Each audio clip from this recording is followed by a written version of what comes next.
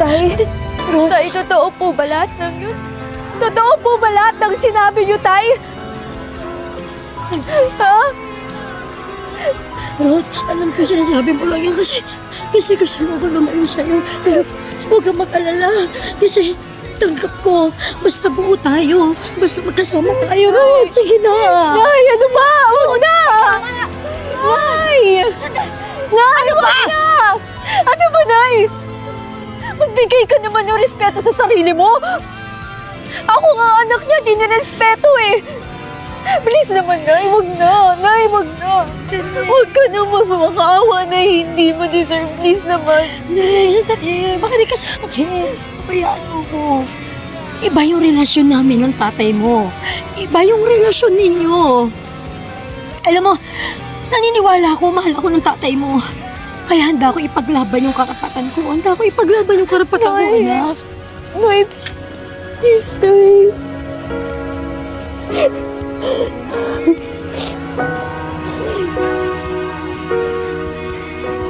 Nalaman ni Mila na umuwi sa Romblon si Ron.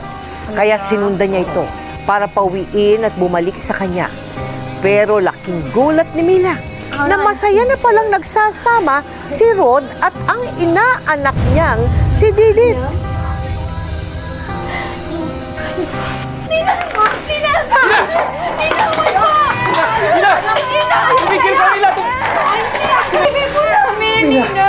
Ninang yung baby po namin.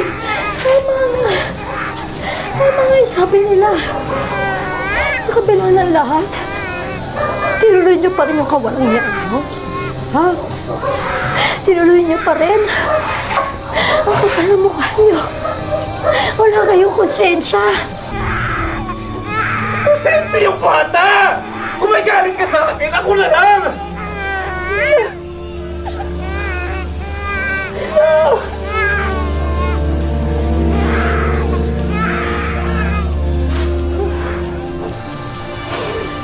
Anong ginawa mo?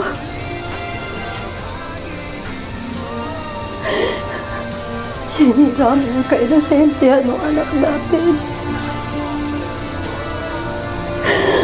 Rod, bakit mo ginawa yun? Maraming salamat po na pumayag po kayo na pag-usap sa akin. Nam, alam ko po lubhang malaki yung naging kasalanan ko sa inyo.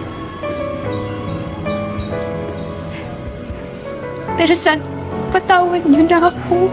Sinayang ko yung pagmamahal niyo sa akin at sa pamilya ko. Kaya siguro pinarusahan na rin ako ng Diyos. Nang, iniwan na rin ako ni Rod. Sumama na siya sa ibang babae na mas bata kaysa sa akin. Para sa'yo to, tsaka sa anak mo.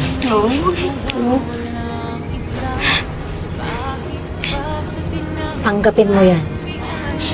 Tulong ko yan sa'yo at sa anak. Pero hindi pa huli ang lahat. Bata ka pa. Pad na yung pangarap mo talaga na maging doktor. Siyempre naman, Nay. Kayo po yung inspirasyon ko eh. At maraming salamat din dito. Tingnan mo naman, di ba? Dahil sa'yo, mas naging maginhawa ang buhay ko. Alam niyo po, Nay, ako po ang dapat magpasalamat sa inyo. Kasi kung hindi po dahil sa mga sakripisyo niyo, sa sipag at tiyaga, di naman po ako magiging doktor eh. Kaya maraming salamat, Nanay. Alam mo, anak, salamat talaga sa Panginoon. Biruin mo sa dami ng pinagdaanan nating pagsubok. Mabuti na lang.